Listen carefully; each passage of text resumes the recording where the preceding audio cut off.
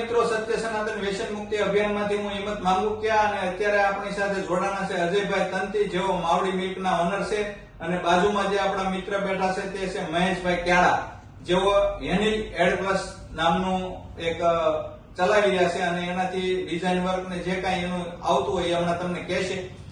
મારે તમને વાત એ કરવાની છે કે જયારે સત્ય સનાતન વ્યસન મુક્તિ અભિયાનનો મને જયારે વિચાર આવ્યો કે મારે એક કોઈ અભિયાન ચલાવી લોકોને ઝેર મુક્ત કરવા છે, ને જે તમાકુની પ્રોડક્ટ જે યુવા વર્ગ ખાઈ રહ્યો છે, ધૂમ્રપાન કરી રહ્યો છે, આના કેમ બહાર લાવી શકાય, ત્યારે મેં ઘણા બધા મારા નજીકના લોકો મિત્રોને વાત કરીને ત્યારે મજાક કરી કે આવી બધી કોમ્યુનિટી ઘણી બધી અભિયાનો ચાલે છે, આનું કઈ રિઝલ્ટ આવતું નથી, લોકો વ્યસન મુકતા નથી, તમારો ખોટો સમય બગડશે અને એનર્જી બગડશે. ત્યારે હિંમત ન હારતા મેં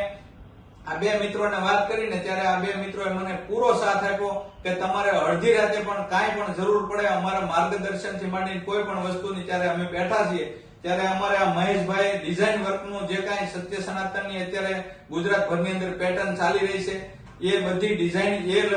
મહેશભાઈ ક્યાડા કરે છે, અને ત્યાર પછી આ માવડી મિલ્ક વાળા ભાઈ અજયભાઈ તંતી જે છે એવો એ સરકારી કામમાં ક્યાંય પણ રજીસ્ટ્રેશનમાં કોઈ પણ જગ્યાએ આપણે જે કાંઈ કામ પડ્યું એનું માર્ગદર્શન આપ્યું છે, સાથે આવી અને કરાવ્યું છે, જે કાંઈ જરૂર પડી ત્યાં ખડા પગે ઉભા રહી અને 2 વર્ષ થયા છે અને ગુજરાતભરની અંદર અત્યારે જે વ્યસન મુક્તિ અભિયાન ચાલી રહ્યું છે એનો કોઈ શ્રેય આપણે આપી શકીએ એ લોકોને જોતો નથી, પણ એનું કોઈ મુખ્ય કારણ હોય તો આ બે મિત્રો છે. તો આપણે અજયભાઈ સાથે પણ વાત કરીએ કે અજયભાઈ પણ કઈક કહેવા માંગો છો તમે? જો ફર્સ્ટ ફ્લોર ઉપર તો જયારે એમ કીધું ને કે ભાઈ મારા મિત્રો અને સ્નેહીજનોની નજીકથી મેં જયારે વાતો કરી ત્યારે એમણે મને સાથ સપોર્ટ નહીં આપવા વાતને હસી કાઢી અને મેં હિંમત રાખી. તો પોતે નામથી તો હિંમતભાઈ છે જ, એટલે હિંમત રાખવાની સાથે અમને જયારે મળ્યા અને એને જયારે વાત કરી કે આવી મારી સત્ય સનાતન નામની એક પહેલ છે અને મારે એક વ્યસન મુક્તિનું અભિયાન ચલાવવું છે, ત્યારે અમે એમને 100% થી એમ કીધું કે આ અભિયાનને સારા લેવલથી અને સારા માધ્યમથી તમે જઈ શકો અને હકીકતમાં આજના યુગ પ્રમાણે આજના જીવન પ્રમાણે વ્યસનથી મુક્ત થવા માટે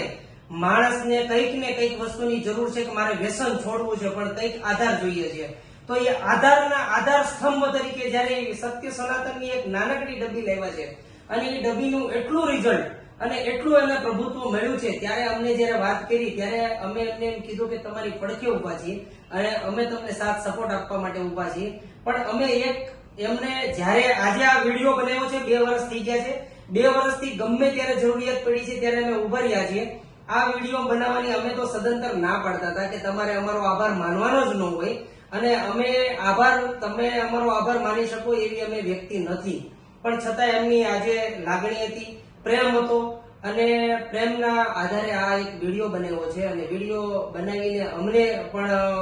છાતી ગદગદ ફૂલે છે કે આજે એમણે વાત કરી કે આપણે જયારે અભિયાન ચાલુ કર્યું ત્યારે 5 જણથી ચાલુ કર્યું હતું અને આજે અનહદ કોઈ આંકડો નથી એટલા લોકો વ્યસનથી છૂટી ગયા છે. બહુ ખૂબ ખૂબ આભાર છે હિંમતભાઈ તમારો પણ કે તમે આ માધ્યમને અને આ સત્ય સનાતનની વાતને લઈને વળગી રહ્યા છો.